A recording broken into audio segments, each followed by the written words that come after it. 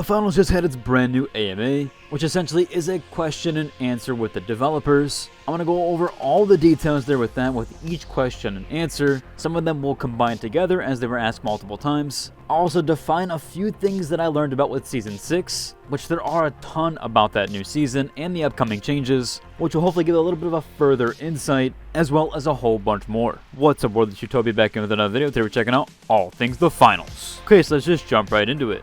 First off, I have gone over all these details, but they basically did an AMA, which is an Ask Me Anything or a Q&A over on the subreddit. This is essentially where you can ask questions under a subreddit tab and the developers may or may not answer. Now, I did go over this already, but I should go over the cast just in case you weren't there for the previous videos. We did have Rob Runson, executive producer, CCO, and co-founder of the finals. Gustav Teleby, which is the creative director. We have Mikael Hagström, who's the animation and movement director. Matt Lowe, the design director. Joachim Stidson is the lead environmental artist and team leads for maps. And then, of course, we have Dusty and Oscar, but also Janice, who is the CX team and professional yappers. So essentially the customer experience team. First up, we'll go over each question and combine a few that we have to. So starting off here, this was the main question and one that I featured in my previous video. Are there any plans to add new maps to PowerShift map pool? Now, we had this one answered by Joachim, who is the team lead for maps, so he would definitely know this best. He said, yep, PowerShift definitely offers a unique experience to our game. We're exploring more possibilities to add to PowerShift in more maps. Some of the maps fit better with the game mode than others, so please stay tuned for more updates soon. Yeah, again, I do believe this change will probably come with Season 6. They keep teasing this one, and kind of what I know, the tiny little bit about Season 6, does seem like that's going to be the case. Here's a huge one here. Can we get separate slots for both body and face paint? So as of right now, if you didn't know, you cannot combine face paint and a body paint, but we do have an answer here where they said yes, they do have plans. I do believe this one is from Mikael, but it does say M-I-C-K-E. So I'm not exactly sure on that one since they aren't highlighted under the team that's supposed to answer. Another major one is with the LTMs and the currently scrapped content, which essentially this question does pertain around turrets and tripwires as well as Steal the Spotlight LTMs. Oscar does say that they'd love to bring back past events or use elements of past events in the future. We also did have Matt answer this question on wacky game modes. Kind of coincides with that one, which he said they're not sure if it's easy when your levels are fully destructible like theirs, but they'll definitely consider more wacky and dynamic game modes in the coming months. He also did answer another question here talking about that they would love to add more over time, and that some of the previous event ones were permanent. These game show events are often a lot of work to produce though. They have a lot of other things they like to add to the game, so they just pick and choose which one is right to add and improve at certain times. As there was around 3 of the same questions here, but that encapsulates it all. Now, we did have one here about the server tick rate and addressing the server issues. The main part that they point out here is that the game is very CPU intensive on the server, so that increasing the tick rate doesn't essentially mean that you're going to get better performance. They have to make sure that there's guaranteed smooth and consistent ticks at selected tick rate. So essentially the CPU has to keep up with that, or the server CPU.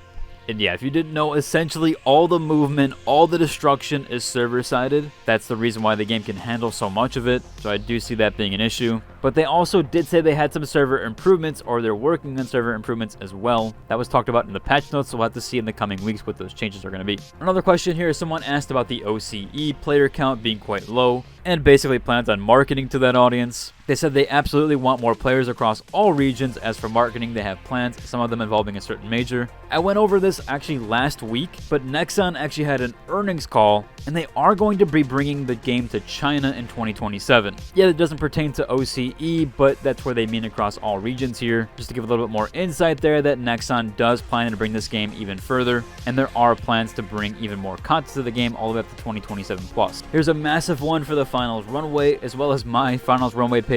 Someone here says, as a person who has so many cosmetic ideas in the head, they only can have 9 slots to work with. They want to know if they're going to get more slots overall. However, Rob does answer here that they're not increasing the loadout slots, but they will be adding a create and save your own custom outfit. And that's going to be happening in Season 6, so quite soon here. So it looks like instead of using loadout slots, you can just increase the outfit count. In fact, most of my loadouts are just essentially light in different costumes or different outfits, so I'm glad they're adding that as I can add more loadouts now. Someone pointed out a little bug here that's happening. They said, is there a lore reason why Scotty stopped announcing game intros since weeks ago? Rob did answer here that this is not a lore reason, but they asked the QA lead to look into this, and it is actually a confirmed bug. They're still trying to figure out what made him go silent. They're looking at the bug database, and this is very high on the list right now, so hopefully fixed sometime soon. Here was a massive question about the back-end pick and win rates, and how I talked about Heavy having the lowest pick rate but the highest win rate on average, as well as the opposite to Lights. Matt, the design director, did answer this here, saying that medium pick rate has come down slightly, and light pick rate has increased slightly, while heavy has remained at a similar level. Although this can vary from mode to mode, they said overall they're closer together now. On win rate, the gap has closed a little now, and all archetypes are within 1 to 2% of each other. And he says in almost every single mode. The biggest impact of all of this was the Season 5 launching in both Ranked and World Tour, where HML is now the most common team composition, which they really like to see. So 6 of the possible 10 combinations also see good usage in these modes, as well as fairly similar win rates. Wish they would publish these and at least kind of showcase win rates across the modes. Several other games do so, and I wish they would kind of just showcase that and maybe update it. Maybe we'll get that eventually, even for weapons. I think that'd be pretty cool too. Although I'm not sure how much resources that would take up to set up, but I think that'd be pretty cool if we did get that overall. Next one here is if they consider removing the ability to view other players' ranks or names in the ranked mode. Teams being able to see ranks of other teams end up influencing how they play, and lots of ranked matches end up with a certain team targeting others, or even teaming to get an easier team in the final round. They said here that they're planning to add some changes to the rank to address this problem, which will include things like hiding certain elements of the scoreboard, such as the player ranked badges and combat score, as well as hiding things like team seedings. However, after a tournament concludes, this will actually still be shown. You can still see those details in the end, but not during the tournament. Separately, they're also looking to add streamer mode setting that allows players to hide their own name, which can be used in ranked to feel other players identify you that way. They want to get more of those features into the game as soon as possible, and at the start of Season 6 or just after. Yeah, I do think it's a good idea. Marvel Rivals just recently is implementing a player name hide. The reason being is people are target banning certain heroes. Same thing here with the finals, as it's kind of getting a little bit competitive there, where people are recognizing different teams and teaming up kind of accordingly. There's a massive question here asking what other FPS games each person plays. If you want to check that out, I will link to this comment specifically, although there's way too many to go over. Just a few notable mentions here for the games. Rob likes Wolfenstein, Doom, Quake, and CS. That's what got it hooked originally. Mikhail's Battlefield and Titanfall. And Oscar does give a shout out to Bad Company 2, which was a very, very good game. Dusty and Janice also shout out to finals, of course. This question here people have been asking for quite a while, which is to get more episodes of making the finals. Dusty says here that yes, they're full of ideas, but that will take time. They really want to make some more of those and introduce you to more members of the team. So hopefully we do get those sometime in the near future. They also had this question here again asked for text chat and keyboard mouse support for consoles. They did answer this before, but we kind of wanted an update there. Dusty went on to say that they answered this the last time, and the answer is still the same, that they're working on it, but there's lots to figure out, both for mouse and keyboard and chat on console. They have different challenges, but they also have things they would really like to solve for their community. I do believe maybe console has different guidelines there for the chat system, although I'm not exactly sure why and how it can't be navigated there, seeing as New World and several other games do have access to text chat, but there are other examples that don't have access to text chat and they can't talk to PC crossplay there. Again, I'm not exactly sure why that is, but there are certain games that can't as well, not just the finals. I don't know if that pertains to a certain filtration system of the chat. Really like to know the inner workings there if anybody does know that. But yeah, unfortunately it looks like that might take quite a while. This person asked if there are any more plans to add maps to Terminal Attack. Dusty does answer this saying that there are no plans to add Terminal Attack to more maps. I think that one is getting shut and closed for now. They've had a lot of backlash there, so I don't think that's anywhere on their high priority list. We might have a merch update here. This question pertaining to both the soundtrack from the game on vinyl, as well as the sponsor system and arena with people watching if that was inspired by Hunger Games. So for the first question here, Janice actually does answer this, saying to keep an eye on the merch store. We might be getting a merch store update here. Super happy to hear about that. Again, if there is any updates, I will be sure to put that out there for you guys. That way you guys can get the merch as soon as they do drop. For number 2, we have the Hunger Games here,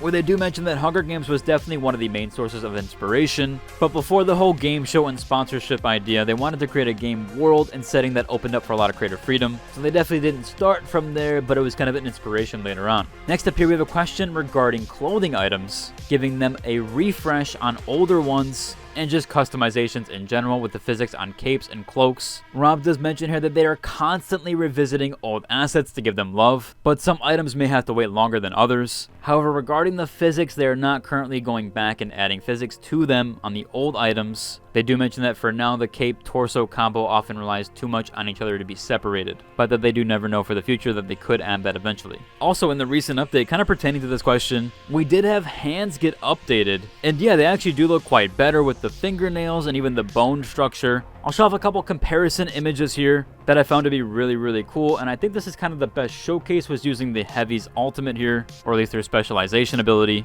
where you can kind of see the inner workings of the hand, as well as the fingernails all in forefront, and even the bone structure aligning better. And yeah, they do look a lot more realistic, so pretty cool there overall. This next question does pertain the bug and exploit of different mechanics, kind of like the goo ships, etc., things that you're able to do in the game mechanically that they eventually went and later patched out. Now this answer basically goes on that they've caught things like the jump pad falling through cash stations, and it just made it way too hard to essentially steal cash out stations. However, the question did ask here if they planned on modifying it in the future. They didn't really answer that part of it, so I'm a little bit disappointed there. I do wish they would have answered that portion of the question, at least to understand if they do ever plan to bring back some of those fun mechanics. Although they do say here that if a bug or tech breaks the pacing of a mode, that they will have to fix that there. Definitely understand that, but things like the goose ship I think were just kind of fun, especially the setup time required for that. I didn't think it negatively affected the pace of the game, but hopefully we do get maybe a more adjusted answer in the future. Now this question gets asked every AMA, but they're essentially asking if there's finally a sorry ping, and it does look like they are finally trying to replace that, although it looks like they had some debate on which interaction to replace at the current moment, but they have seemed to figure that out. So hopefully we do get a sorry ping soon. We had another question here about the big concern long terms for content bloat, where they do mention Rainbow Six Siege and Apex Legends have too much content at times. Rob does go on here to say that they have looked at that too. That is extremely important for them to stay true to their vision. This bottom portion is the most important though. He said, of course, this is also why you won't see 3 new gadgets, 3 new weapons, and 3 new specializations, as well as new maps every single season. Now, from what I know about Season 6, that part is very important, as again, sometimes we've only gotten 2 gadgets, sometimes we've only gotten 2 weapons. We've always gotten a new map, but again, as he does mention here, that might not always be the case. So they are trying to stay away from content bloat there. To give a little bit of an insight there, that is kind of some of the things that might pertain to Season 6. Next up here, we have the notion of different elimination animations. And they said here they were thinking of that, and it's definitely time for some more elimination animations, that their stunt team would be quite thrilled. Hopefully we do get that eventually, although that's probably going to be quite a while. Next up here is the match history or game history, potentially showing you the scoreboard from previous games, defeat or win. Rob mentioned that they would love to add this, and they are working on a prototype, but unfortunately they do not have an ETA there for that. Now, funnily enough, our next question actually does come from one of my moderators, who's Linksy, or known on Reddit, Inferior Linksy. He says here, it was said, I believe around launch, that content was planned up to Season 8. How long does content plan to reach? And Linksy, if you'd watched my video last week, you might know that. I'm only kidding, but that is a confirmation here that he might have wanted directly from the game, or the game's directors. They do say here that Nexon are well informed, and I believe he's talking about the Nexon earnings, but he also mentioned that Gustav's creative direction puzzle board has it planned all the way to 2030. Now, we have it for sure all the way till 2027, as Nexon earnings call did give us plans to release it in China then in 2027. They're bringing several other games to China, so for sure this game is definitely planned to reach all the way to then, and it looks all the way even to 2030. Another question here pertains to skins for weapon sights, as well as Hollow and Red Dot for the pike, and they do mention here that they read Rob's mind. It looks like we are getting some skins for the Red Dot sight eventually, or different sights in general. Another major question here people have been asking about a collaboration with major brands or animes or other games. even game modes. We've seen that in several other games. I believe Apex Legends even had that as well,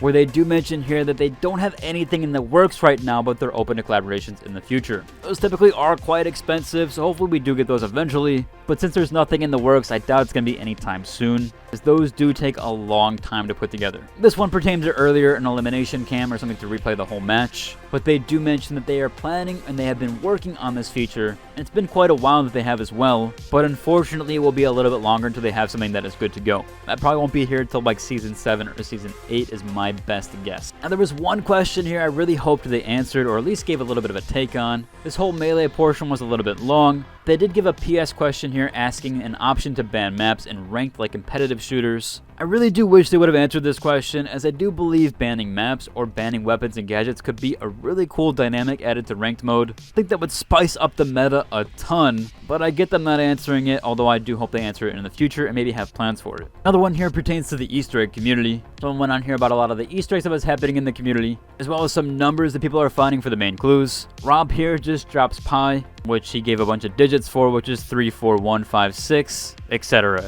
as we know that it does go endlessly. We'll have to see if anything comes to fruition with that. This one here talked about improving social and the club features, as well as some player cards and stats. Dusty did go over here saying that they are working on improving these social features. I do hope so. I think the game needs a lot more socialization. I have noticed it a ton recently. People are using voice chat a little bit more and typing now. Really like that overall, so I'm glad the game is getting a little bit more social. Someone asked here, any chances of a content creator cosmetic collaboration, stickers, pets, or outfits? Oscar does say here the boring answer is just maybe. That if they do it, it has to be with the right people and it has to fit their game overall. I totally get that one, as you never know with things. Especially with how the content creation kind of community goes about things. You never really know, and you don't want to put people on certain spotlights with that. So I get that answer overall. Especially when Fortnite and Epic have had to remove so many different customizations and cosmetics from their store just for certain things happening. So I do understand the hesitation with that one. Also pertaining, and this is our last question here, someone asked about the Embark Partner Program and if they would bring more people into the program. Dusty does go on here to say that the content creator program currently is very small, and it's basically a small starter pilot for them. They're hoping to expand it on the future and add a few different elements to it as well. They also said to stay tuned for more info and to have patience with them as they are super new to this. As someone that's in the content creator program, this has been something they've been working on for a really long time. In fact, the first notable mention to me was almost a year ago. So it seems like a lot of things have been in the works, so the fact that they even have a content creator program is kind of huge overall. I'm really glad and really happy that they do, and really happy to be a part of it. And it was very small, especially the ones that were in the meeting for it. Again, it mostly seemed like this is a trial period to see how this does work out. Games typically don't have to have a creator program, especially as good as Embark's has been. It's actually by far one of the best ones that are out there. To set aside all of my bias there about being in it, and even setting aside all of my bias for a moment there, they have a really good setup so far. And so I understand them just trying it out at first, as this is one of the better partner programs out there, but understandably they do have to somewhat limit that pool there, especially while they're trying this, as it seems like it's more of a trial run to just see how things go with that. So I would give them time and patience, and hopefully it is quite successful. That should about cover it with the AMA. There's a few questions in here that I didn't go over, some of the more lore stuff, and basically pertaining to a lot of personal anecdotes from each member, or at least some of their personal takes on different things. If you want to check it out in its entirety, I'll leave a link to it down below. Overall, it should about cover for today's video. If you like and subscribe, and into the next one. Deuces!